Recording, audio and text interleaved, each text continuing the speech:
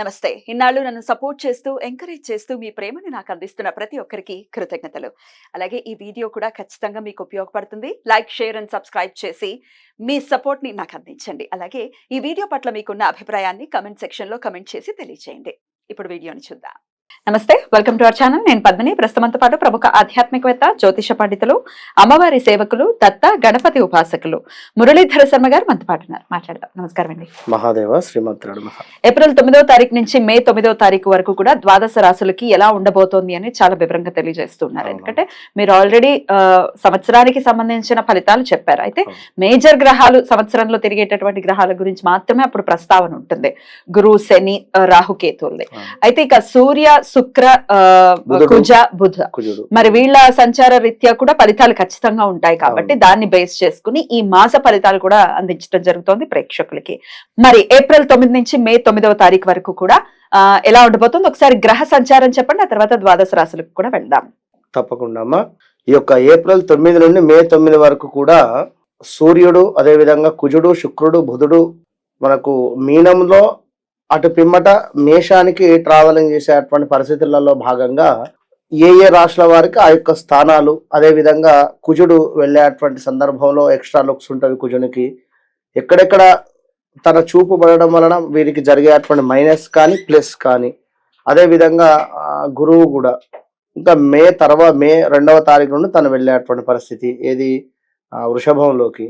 కనుక ఈ లోపు కూడా జరిగేటువంటి మంచి చెడు కూడా ఒకసారి తెలుసుకుంటే బాగుంటుంది అందరూ కూడా. కనుక గ్రహచారం వేరు, గోచారం వేరు అనేటువంటి విషయాన్ని గమనించుకోవాలి. మీరు పుట్టినటువంటి సమయానికి ఏర్పడినటువంటి లగ్నం ఏదైతే ఉందో దాన్ని ఆధారంగా చేసుకొని ఉండేటువంటి గ్రహాలు అది 100% కరెక్ట్. దాన్ని రీత్యా చూసుకుంటే ఏం జరుగుతుంది, జరగబోతుంది అనేటువంటిది వట్టిగానే ప్రిడిక్ట్ చేసి చెప్పవచ్చు మనం. ఖచ్చితంగా. అయితే ఈ గ్రహాలు గోచారం రీత్యా జరిగేటటువంటి, ఇప్పుడు మీరు చెప్పినట్టుగానే గ్రహచారం అనేది ఖచ్చితంగా ఒకటి ఉంటుంది. గోచారం ఇండికేట్ ఖచ్చితంగా చేస్తుంది ఈ పరిస్థితులు ఉంటాయి, దాని నుంచి తప్పించుకోవాలి, అందుకే తెలుసుకోవాలి. 100కు ఒక 35% మ్యాచ్ అవుతుంది, 100%. ఇప్పుడు రమేష్ అన్న, సురేష్ అన్న, నరేష్ అన్న ఖచ్చితంగా తులారాశి. ఇప్పుడు రమేష్ అంటే ఉదాహరణకు, అదే విధంగా ఇప్పుడు నరేష్ అన్నము ఇటు వృశ్చిక రాశి కిందకి తీసుకునేటువంటి పరిస్థితి. సురేష్ అన్నాము శతభిష నక్షత్రము కుంభరాశి. అంతే. ఇవి వీరి లైఫ్ టైంలో ఒక 35 to 40% మనం ఇచ్చేటువంటి ప్రిడిక్షన్ కరెక్ట్గా ఉంటుంది కదా. ఇప్పుడు ఎవరి జాతకం చూసి మనం చెప్తున్నాము, ఎవరిది లేదు కదా. ఎంతో మంది కూడా కామెంట్స్ చెప్తున్నారు కరెక్ట్ గా మీరు చెప్తున్నది 100% కరెక్ట్ అని. నా జీవితంలో జరిగినట్టుగా 80% చెప్తున్నారు అనేటువంటిది చాలు కదా ప్రిడిక్షన్. అంతే. మరి మకర రాశి వారికి నెల రోజులు కూడా ఎలా ఉండబోతోందండి? తప్పకుండా అమ్మా. మకర రాశి వారిని చూసుకున్నట్టయితే వీరికి ఆల్రెడీ వీరు ఏలినాడు శని ప్రభావం చేత కాస్త ఇబ్బందిగానే ఉన్నారు. ప్రజెంట్ ఈ 1-2 months నుండి కూడా హెల్త్ రిలేటెడ్ సమస్యలు అయితే బాగా తీవ్రంగా ఉన్నవి అని చెప్పవచ్చును. ఖచ్చితంగా కూడా స్థాన చలనము చేద్దాము అని అనుకునేటువంటి సందర్భంలో కూడా మీకు హెల్త్ సహకరించలేనటువంటి పరిస్థితి కూడా గోచరిస్తూ ఉంది. కనుక కాస్త జాగ్రత్తగా ఉండండి.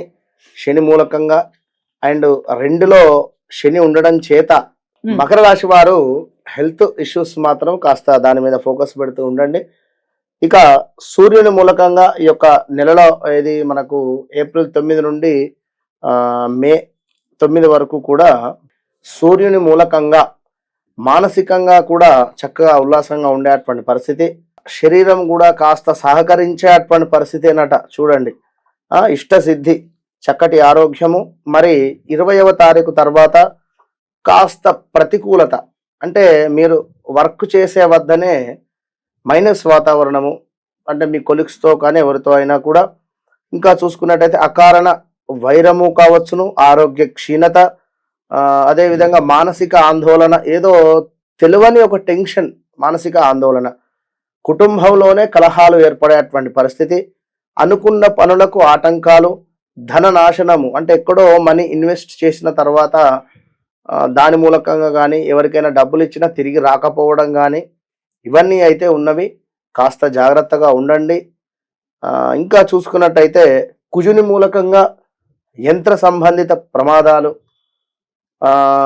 ఎలాంటివైనా ఒక గాయాలు, అంటే హాట్ వాటర్ మీద పడడం కావచ్చును, లేదా ఏదో వంట చేసేటువంటి పరిస్థితులలో ఏవైనా చేయి కోసుకపోవడం కానీ ఇలాంటివి జరిగేటువంటి పరిస్థితులు. ఇంకా దుష్టులతో కలహాలు, అంటే ఎవరో ఇక అనవసరమైనటువంటి విషయాలలో తలదూర్చకుండా సైలెన్స్గా ఉండండి మకర రాశి వారు, అంతే. శారీరక శ్రమ అనేటువంటి విషయము ఎక్కువగా కూడా ఉంది. కాస్త పైత్య సంబంధిత వ్యాధులైతే రాబోతున్నవి, జాగ్రత్తగా ఉండండి. శత్రు సమస్యలు, కాస్త అనారోగ్యం అయితే ఉంది కుజుడు మూలకంగా. మరి ఇదే కుజుడు ఆఫ్టర్ 20 తారీఖు తర్వాత మనకు మేషంలోకి వెళ్ళిన తర్వాత కాస్త బాగా ఉండేటువంటి పరిస్థితి, స్థాన చలనము గోచరిస్తూ ఉంది. ఇంకా బుధుని మూలకంగా బుద్ధిహీనత, అధికారుల ముందు చులకన, అంటే ఏదో పని చేసి వారి ముందు కాస్త చులకన అయ్యేటువంటి పరిస్థితి గోచరిస్తూ ఉంది. బంధు విరోధము కావచ్చును, శుభకార్యాలకు సంబంధించి నిర్వహణ చేసడము, అదేవిధంగా ఉద్యోగ నష్టము గోచరిస్తూ ఉంది ఈ యొక్క బుధుని మూలకంగా. కనుక మీరు ఏం చేయాలి, బుధునికి సంబంధించినటువంటి పరిహారాలు చక్కగా కూడా బుధవారము బుధుని వద్ద దీపారాధన, పెసర్లు కానీ పెసరపప్పు కానీ దానంగా చేసుకుంటూ ఉండండి. కుజుని మూలకంగా కూడా ఇబ్బందులు ఉన్నాయి కనుక కందిపప్పు కావచ్చును, కందులు కావచ్చును చక్కగా మంగళవారం రోజు దానం ఇచ్చేటువంటి ప్రయత్నం చేయండి. అది మంగళ హోరాలు గుర్తుంచుకోండి. మరి ఉద్యోగ నష్టం కూడా గోచరిస్తూ ఉంది బుధుని మూలకంగా కనుక బుధుని చక్కగా కూడా ప్రసన్నం చేసుకోండి. ఇంకా శుక్రుని మూలకంగా వ్యాపార భాగస్వాముల వల్ల నష్టము, అంటే కలిసి వ్యాపారం చేసుకునేటువంటి పరిస్థితులలో నష్టం జరిగేటువంటి పరిస్థితి శుక్రుని మూలకంగా. ఇంకా జీవనాధారమే నష్టం జరిగేటువంటి పరిస్థితి. మరి 20 తర్వాత ఆఫ్టర్ 20 ఏప్రిల్ వ్యాపారంలో చక్కటి లాభాలు, వాహన ప్రాప్తి, అంటే గత కొంతకాలంగా పిల్లలకు 2 వీలర్ కావాలి అని గొడవ చేస్తున్నటువంటి సందర్భంలో తల్లిదండ్రులు పిల్లలకు 2 వీలర్ కొనివ్వడం కానీ, లేదా ఎవరైనా ఒక కారు కొనుక్కోవాలి అన్న ఆలోచనలో ఉండేటువంటి వారు కూడా కారు కొనుక్కునేటువంటి పరిస్థితి కానీ జరిగేటువంటి పరిస్థితి. ఇక లవ్ బ్రేకప్స్ జరిగేటువంటి పరిస్థితి, కాస్త జాగ్రత్తగా ఉండండి. ఆదాయానికి మించినటువంటి ఖర్చు గోచరిస్తూ ఉంది.